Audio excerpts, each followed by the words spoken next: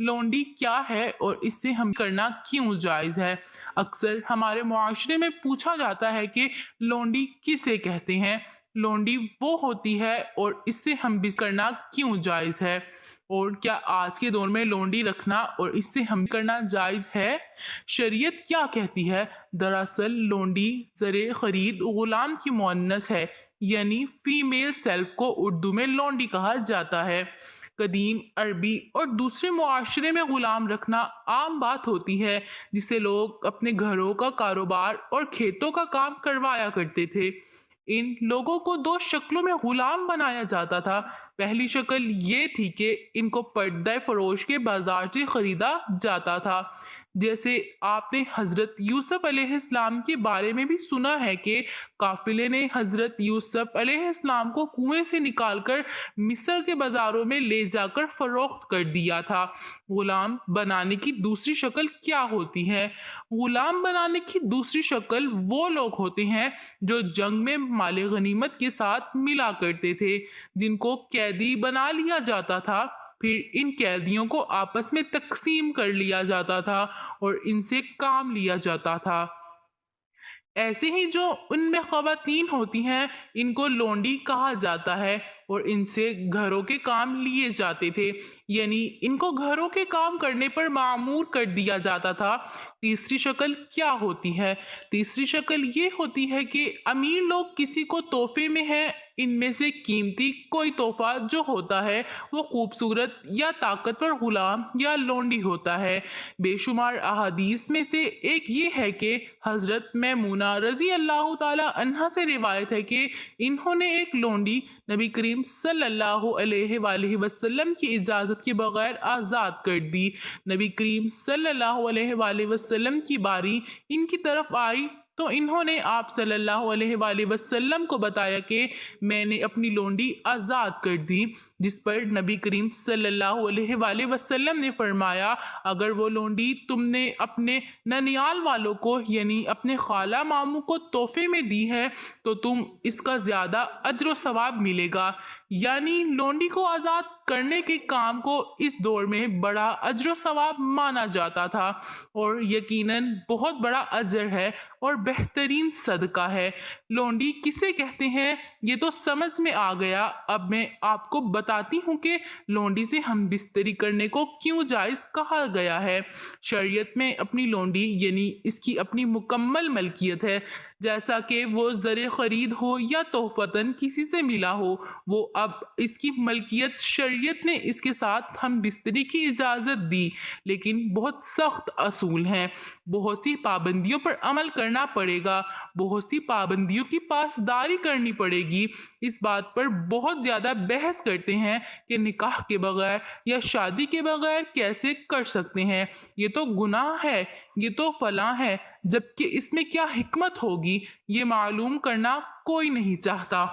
جبکہ حدیث مبارکہ میں ہے کہ مردوں پر کہ اپنی بیویوں اور لونڈیوں سے ہم بستری کرنے میں کوئی ملامت نہیں ہے یا اس لیے جائز ہے۔ اب بتاتے ہیں کہ جب ایک معاشرے میں غلامی اور لونڈی لائی جائے اور ان کی جنسی تسکین نہ ہو پائے تو معاشرے میں بے روا روی بڑھے گی یا پھر کم ہوگی، اس لیے مالک اپنے غلام عورتوں سے ہم بستری کر لیا کرتے ہیں، لیکن بہت زبردست اصول ہیں جن پر عمل کرنا پڑتا ہے، چونکہ اس کا دن روایت کو اسلام نے ختم کرنا تھا اور انسان کو غلامی سے نجات دلانی تھی۔ اس میں حکمت کی ضرورت تھی، کیونکہ اگر نبی کریم صلی اللہ علیہ وآلہ وسلم یہ حکم فرما دیتے کہ لونڈیاں آزاد ہیں اور غلامی کا دور ختم ہوا تو ہر گھر لونڈی آزاد ہوتی، لہٰذا اب ان کو حفاظت تو نہ ملتی، ظاہر بات ہے کہ ان کو غلام نہیں سنبھال سکتے تھے، کیونکہ وہ خود صرف دور وقت کے کھانے پر اپنی ملکیت کھو چکے تھے اور وہ ان لونڈی کی کیسے حفاظت کر پاتے۔ سمجھ میں آنے والی بات ہے کہ اس صورت میں معاشرے میں برائی اور فحاشی عام ہو جاتی تھی، جبکہ مقصد کیا تھا؟ غلامی کو ختم کرنا تھا، معاشرے کو خراب کرنا نہیں۔ यानी गुलामी को ख़त्म करना। तो नबी करीम सल्लल्लाहु अलैहि वसल्लम ने बड़ी हिकमत से इस निज़ाम को ख़त्म किया, इस सिस्टम को ख़त्म किया कि लोग निकाह की बात करते हैं कि निकाह तो नहीं किया तो ये कैसे जायज़ होगा। निकाह भी तो नबी करीम सल्लल्लाहु अलैहि वसल्लम की सुन्नत ही तो है।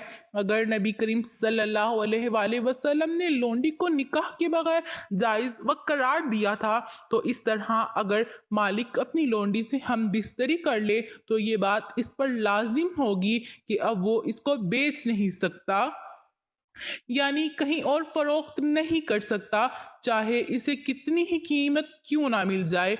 और इससे पैदा होने वाले बच्चे आपके बच्चे ही कहलवाएंगे, गुलाम के बच्चे नहीं, और आपकी जायदाद में बराबर के हकदार होंगे। लिहाजा अब गुलाम ख़त्म होगी और वो लोंडी अब आपकी बीवी बन जाएगी। तो मालिकान को अपनी लोंडियों से हम बिस्तरी करने की इजाज़त भी दी, जिससे वो एक गुलाम से घर की मालिका बन गई।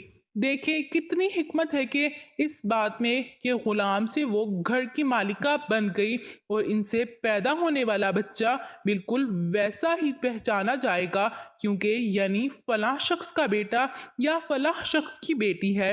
तो इन गुलामों की औलादों से सर पर भी गुलामी का दाग धीरे ख़त्म हो जाएगा। बेशक इनमें कोई शक नहीं कि इस्लाम एक सच्चा दीन है। अब ये आपके सामने है कि इस दौर के बाद कोई लोंडी या गुलाम इस्लामी दुनिया में मौजूद नहीं, बल्कि इसका नाम ही ख़त्म हो गया। और आज इसके बारे में सवाल करते हैं और मालूमात हासिल करना चाहते हैं, क्योंकि ग़ुलामी अब तारीख बन चुकी है। अब बात यह है कि क्या लोंडी आज भी रखी जा सकती है? क्या घर में काम करने वाली भी लोंडी होती है? क्या इससे हम बिस्तरी करना जायज़ है? तो सबसे पहले बात, लोंडी ज़र खरीद होती है, तनख्वाहदार नहीं।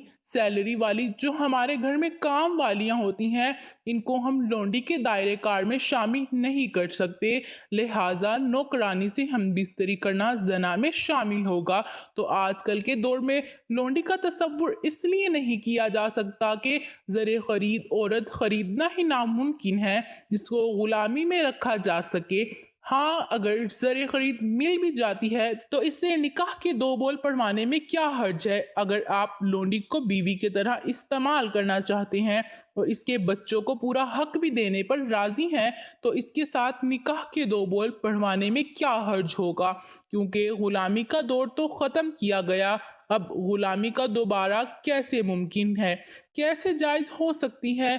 तो उम्मीद करती हूँ कि आज की वीडियो आपको पसंद आएगी। दुआ है कि अल्लाह ताला हम सबको शरीयत के मुताबिक ज़िंदगी गुजारने की तौफीक अता फरमाए और हम सबको दीन हक पर चलने की तौफीक अता फरमाए और हम सबको 5 वक्त की नमाज बाजमात अदा करने की तौफीक अता फरमाए। आमीन सुम्मा आमीन।